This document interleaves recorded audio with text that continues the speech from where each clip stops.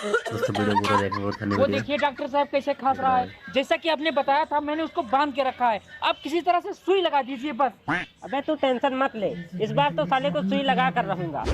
ये मेरा साथ कंपाउंडर है ना, ऐसे ऐसे मरीज को रोज पकड़ता है। चलो भाई। देखना भाई, मजा आने वाला है। कंपाउंडर पकड़ इसको। हट हट हट। अबे कंपाउंडर पकड़ इसको।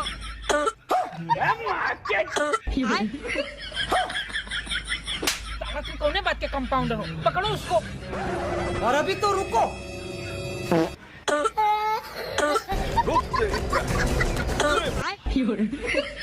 डॉक्टर साहब हाँ,